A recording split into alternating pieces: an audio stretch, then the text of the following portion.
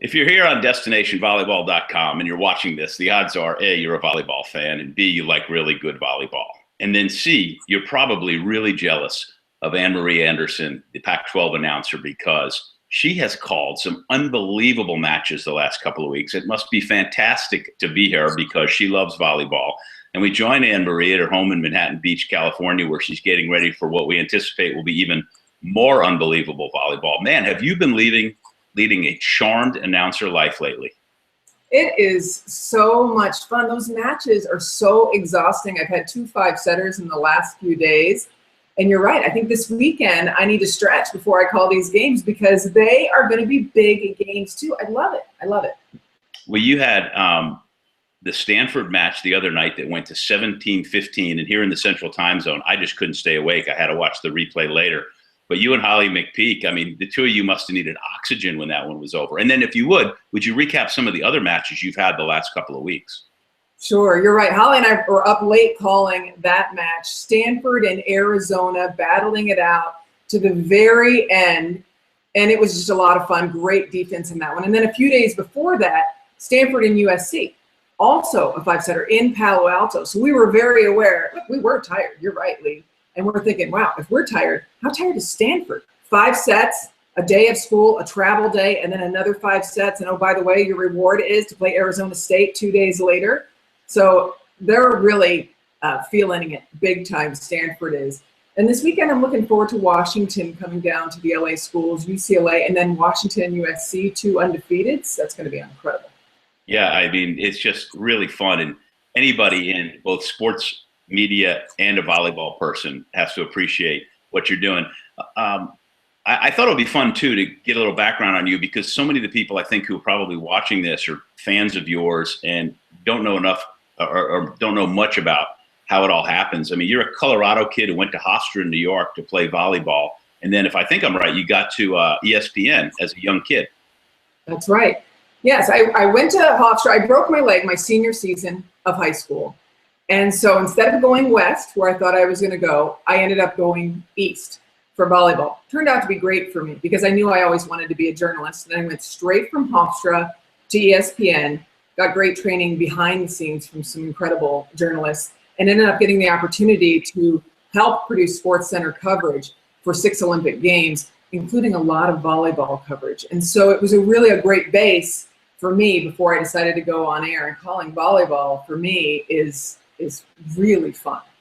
Well, a lot of people don't realize too is that when they see a talking head, a person like yourself has such an advantage if you've learned how to do production and you know what goes on behind the scenes because it just makes you better at your job. However, there are not many women play-by-play announcers in America for any sports. I mean, our sport, volleyball, has more of them. But how did you get into play-by-play when it happened?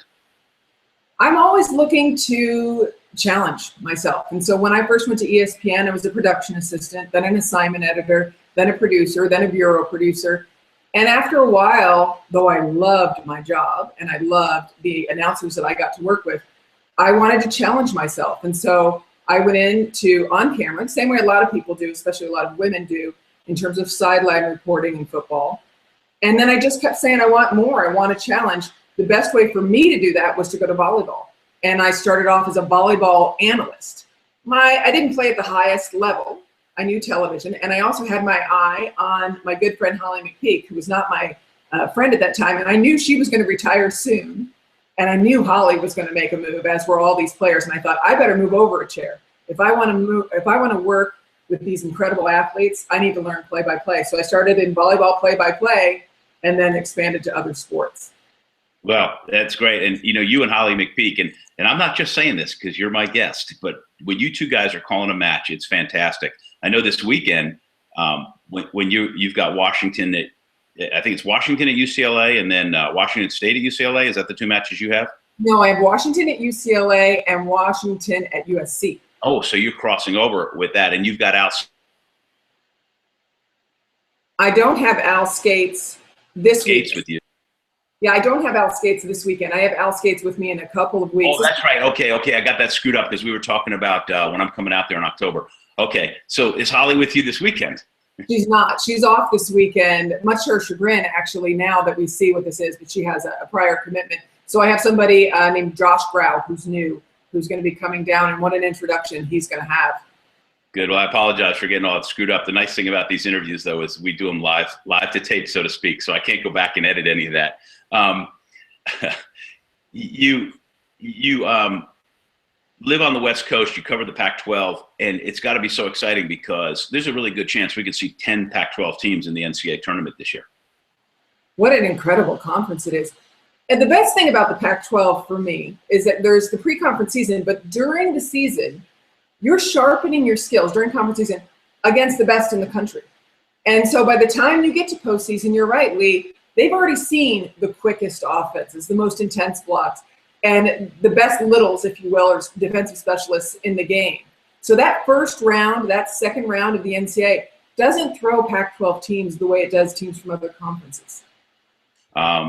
You're in your Manhattan Beach home.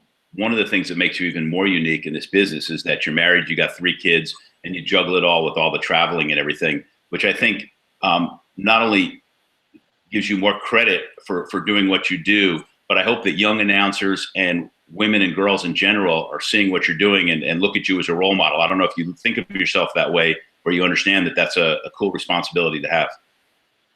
I love it. I have boys and girls amongst my 3, and what I'm really trying to teach them and anybody else who's looking is do what you love. My kids know that I love my job.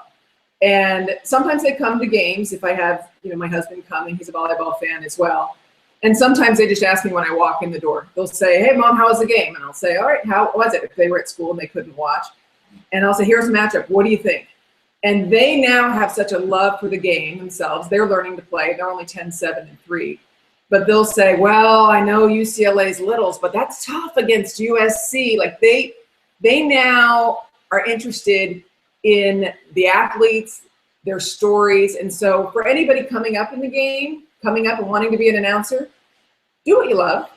If what you love is sideline reporting, if what you love is statistics, if what you love is organizing things, then be a producer. But make sure you do what you love for your career because you're going to be doing it for a long time.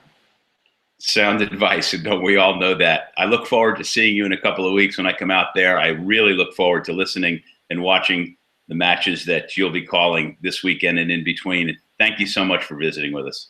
Thank you so much, Lee, for your love of the game and for Destination Volleyball. I look forward to seeing this site grow and expand. And I'm going to be checking it out regularly to see what happens around the nation.